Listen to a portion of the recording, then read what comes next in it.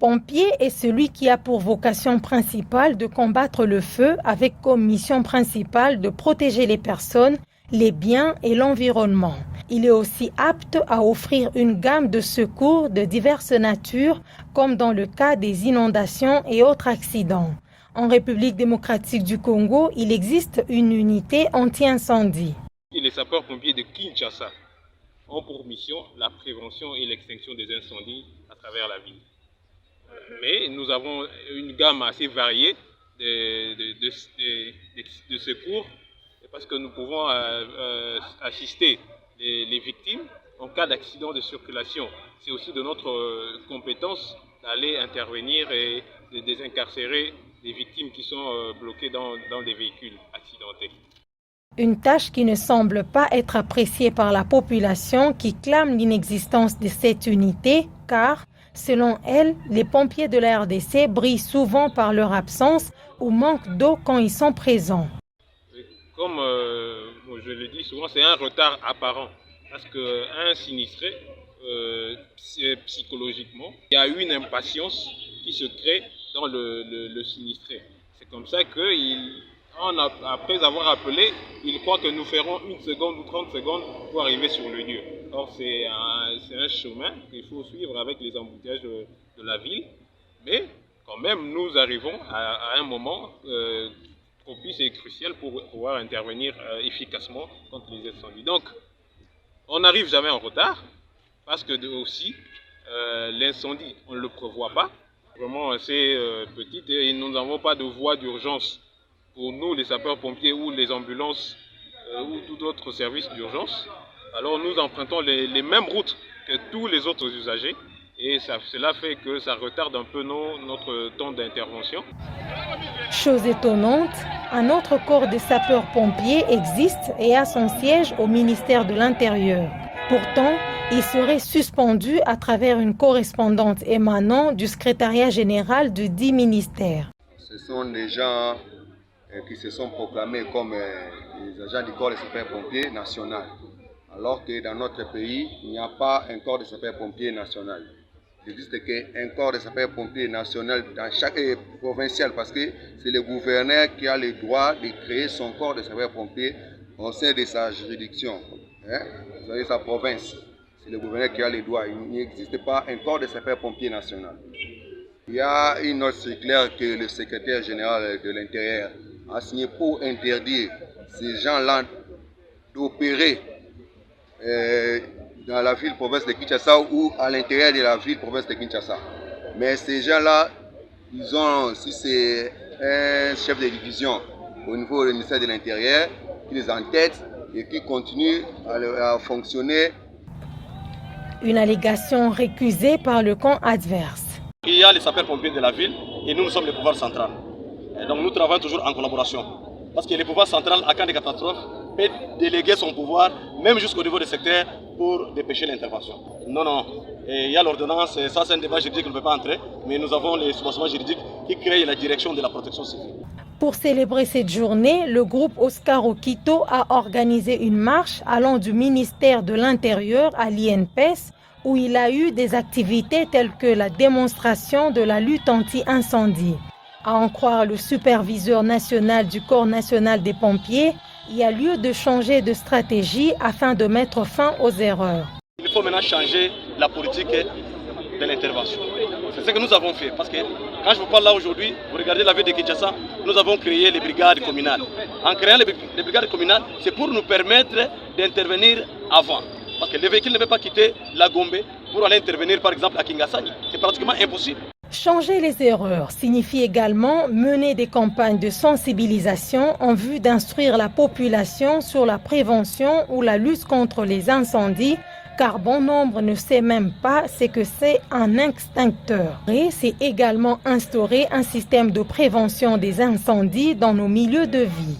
Notons que cette journée a été instituée le 4 mai 1999 après la mort de 4 pompiers dans un feu de forêt en Australie.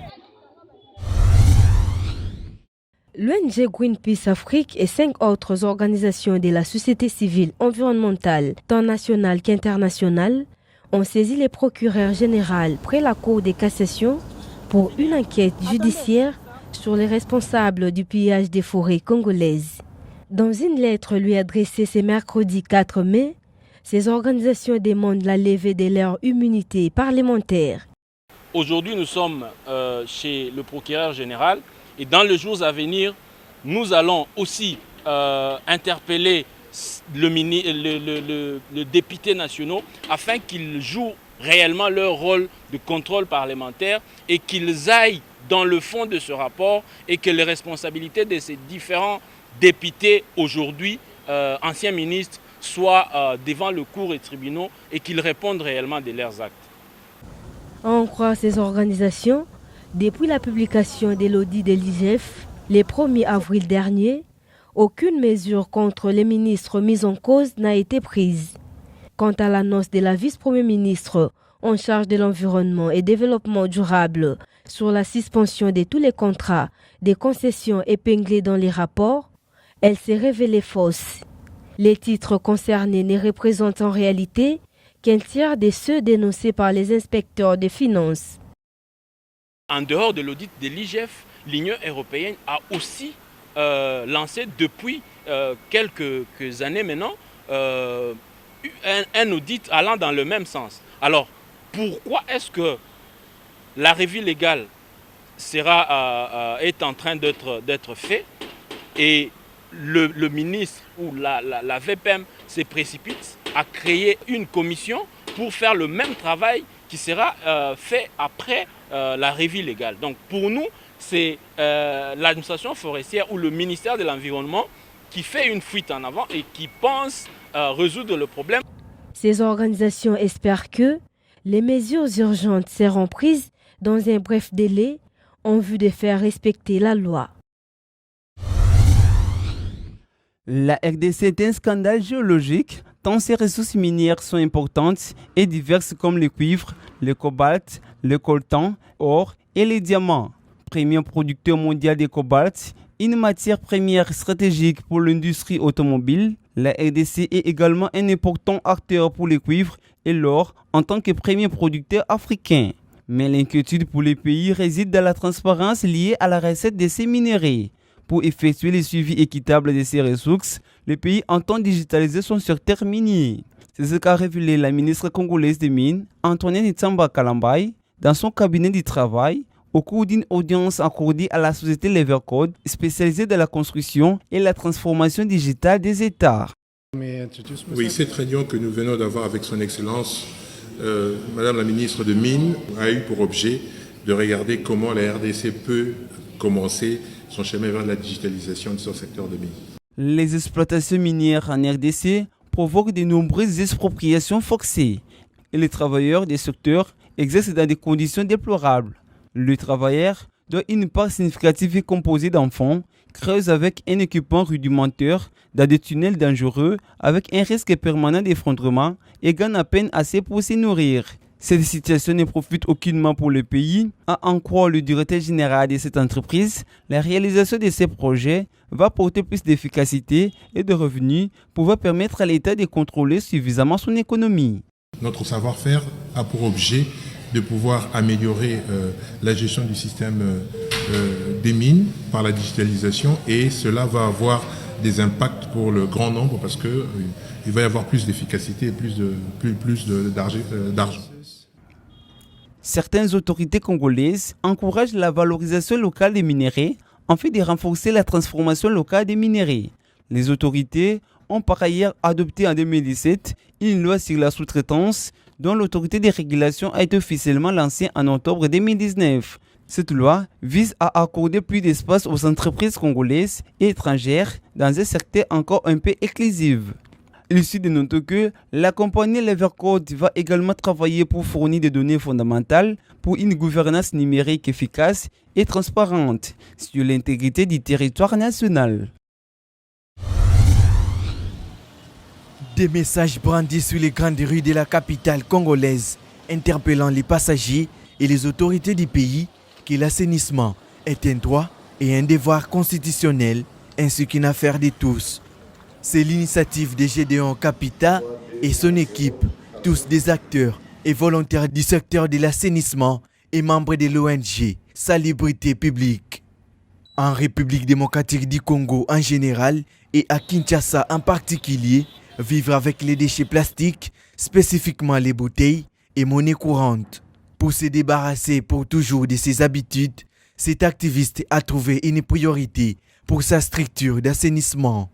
On avait décidé à travers la structure de l'ONG qui est en cours de l'installation pour essayer d'appuyer les autorités, les institutions en rapport avec l'insalubrité qui persiste dans nos villes d'une manière générale et surtout à Kinshasa qui est la capitale des institutions. Raison pour laquelle on avait passé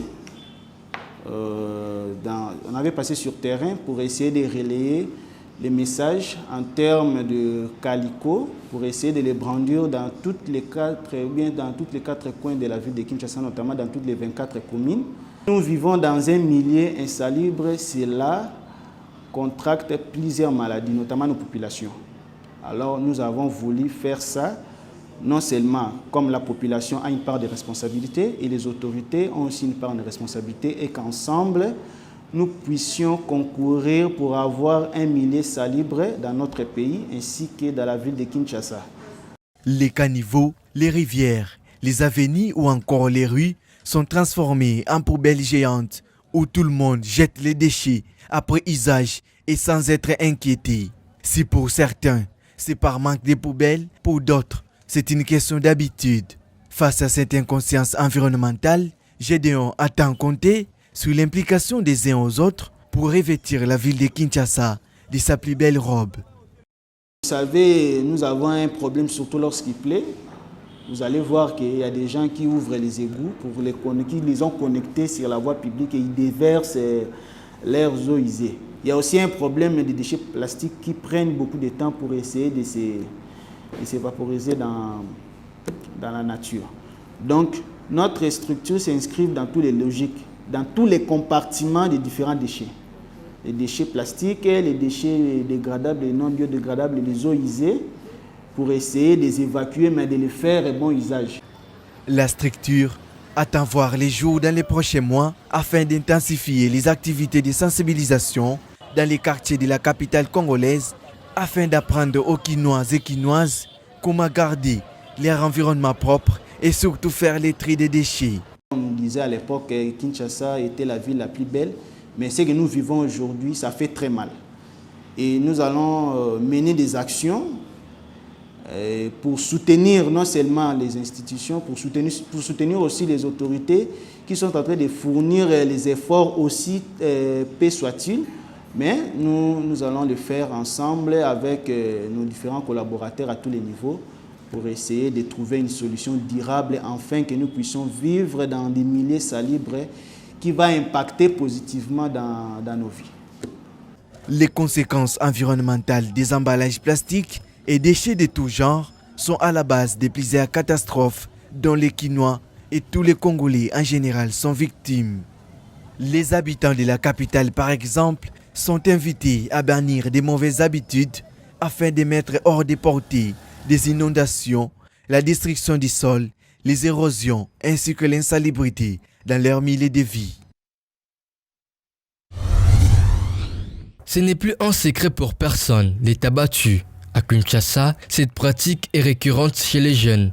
Fumer en plein air implique un sondage et ne dépend plus du lieu favorable pour le faire. À l'absence des lois portant régulation sur la consommation du tabac sur les lieux publics, les fumeurs mettent en danger les non-fumeurs à des maladies. Certains fumeurs s'exposent d'importantes quantités de substances très dangereuses pour leur santé. D'après Nera Kanida, psychologue social, le tabac peut entraîner les dysfonctionnements du récepteur nicotinique, l'ensemble des neurones impliqués de la transmission neuromusculaire et motrice autonome au niveau du système nerveux central. En ce qui concerne les conséquences de la consommation du tabac sur les cerveaux, il faut noter que le cerveau comprend en fait les récepteurs nicotiniques. La nicotine qui est ce produit chimique qui contient les tabacs et qui est un stimulant en fait. Et ce stimulant va détruire les systèmes de récompense, les systèmes nerveux de récompense et ces systèmes qui motivent la personne à la survie. Ce système sera détruit Et la nicotine va aussi augmenter la dopamine qui va stimuler ce qu'on appelle les neurones dopaminergiques.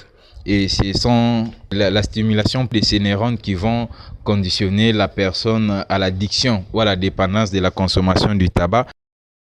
Auprès des consommateurs, cette substance est perçue comme une dose pour contrôler l'humeur. Mais en croire ces psychologues, les tabacs inhibent certaines fonctions du cerveau en créant des effets parasympathiques agissant principalement sur la digestion, la croissance, la réponse immunitaire et les réserves énergétiques. Mais en termes d'effets sur le comportement, il y a des troubles du sommeil.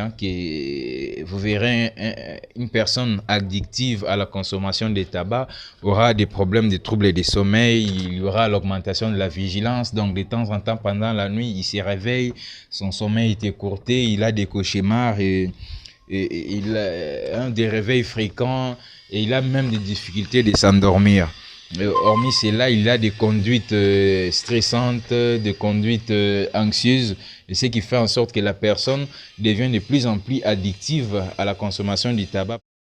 À Kinshasa, l'alcool, la drogue, la cigarette et les tabacs font les quotidiens des jeunes et adultes congolais. À quand la loi portant régulation de la consommation de cette substance nocive? Pour rappel, une drogue fabriquée à base des résidus des tuyaux d'échappement de véhicules appelés bombés avait été interdite dans toute l'étendue du territoire national. Notons que, les 31 mai de chaque année, le monde célèbre la journée internationale sans tabac. Cette journée mondiale vise à mettre l'accent sur les rôles décisifs joués par les professionnels de la santé de la lutte anti-tabac.